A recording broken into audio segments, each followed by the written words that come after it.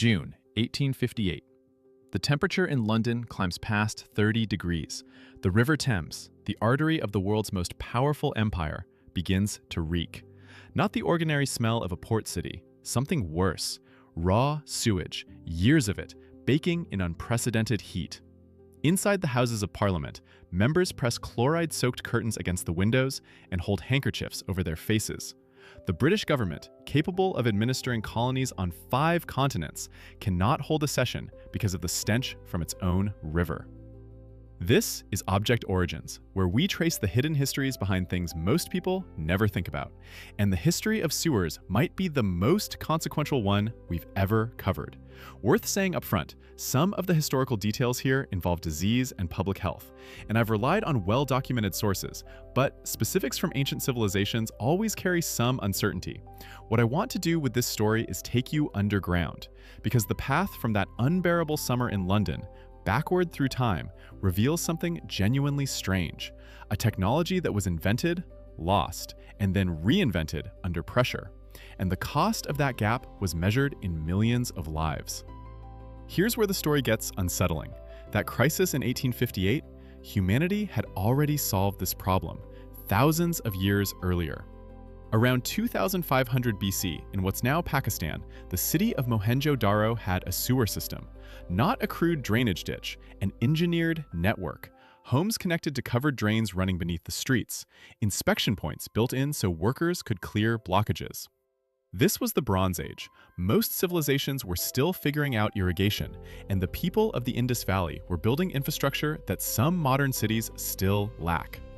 Then there's Rome. The Cloaca Maxima, originally constructed around 600 BC, became one of the great engineering achievements of the ancient world. It drained marshes, carried waste, and channeled stormwater beneath the streets of a city that would grow to 1 million people. Parts of it still function today, over 2,500 years later. So the knowledge was there, the engineering was proven. And then something happened that should bother anyone who assumes progress moves in one direction. Rome fell, and with it, so did the infrastructure.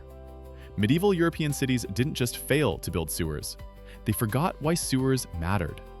London, Paris, the great cities of the continent, their streets became open channels for human waste. People dumped chamber pots from windows. Rivers became dumping grounds. The connection between filth and disease wasn't understood, or more precisely, it was understood by the Romans and then unlearned by the civilizations that inherited their cities. For centuries, the dominant theory was miasma, the idea that disease spread through bad air, which, in fairness, wasn't entirely unreasonable if you stood on a London street in the 14th century. The air was terrible. But the logic was exactly backward. The smell wasn't causing the sickness. The same contaminated water that produced the smell was. Cholera tore through London repeatedly, in 1832, 1849, 1854. Each outbreak killed thousands, and each time the city rebuilt nothing fundamental. It treated the symptoms, it burned incense, it blamed the poor. The sewer history of Europe during this period isn't just a story of missing infrastructure, it's a story of civilizational denial. It took the great stink of 1858 to break through. Not because politicians suddenly understood germ theory, they didn't. Because the smell was inside Parliament itself. The crisis wasn't happening in distant slums anymore. It was in their chamber. Within weeks, funding was approved for a project that had been debated and delayed for decades. Joseph Bazalgette, chief engineer of London's Metropolitan Board of Works, was given the authority to redesign the city from below. What Bazalgette built over the next 6 years was extraordinary. Over 1,100 miles of street sewers feeding into 82 miles of main intercepting sewers, all running parallel to the Thames instead of into it. The entire London sewer system was designed to carry waste downstream, away from the population, using gravity and a network of pumping stations. He sized the pipes larger than anyone thought necessary, and that decision probably saved London from having to rebuild the system a generation later. The cholera epidemics stopped. Not gradually, they stopped. And around the same time, a physician named John Snow had already provided the missing piece, though London largely ignored him at first. In 1854, Snow mapped cholera cases around Broad Street in Soho and traced the outbreak to a single contaminated water pump. He didn't build anything. He proved something. That cholera wasn't in the air, it was in the water. His work laid the intellectual foundation for everything Bazalgette's pipes were physically doing. Across the channel, Baron Haussmann was rebuilding Paris with the same urgency. New boulevards, new buildings, and beneath them, a vast sewer network. Paris handled its sewers so openly that they became a tourist attraction. Visitors paid to take boat tours through the tunnels.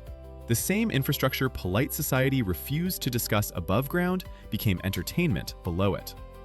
Here's what stays with me. According to major global health organizations, roughly 4 billion people today still lack access to safely managed sanitation. The problem Mohenjo-Daro addressed 4,500 years ago remains unsolved for more than half of humanity. Sewers are the only infrastructure deliberately hidden. We bury them. We avoid talking about them. We'd rather discuss almost anything else. And yet, this invisible system, the one no one wants to see, has likely saved more lives than any hospital, any army, any government policy ever written. That summer in 1858, the British Parliament couldn't function because of what was beneath them. Most days, we don't think about what's beneath us at all. That's not ignorance. That's the system working exactly as intended. Keep in mind, the scale of modern sanitation challenges varies enormously by region, and the statistics I've referenced reflect broad estimates, not precise counts. If this one gave you something you didn't expect, a like helps it reach more people. And if you're not subscribed to Object Origins yet, there's more here worth your time. We go deep on the things hiding in plain sight.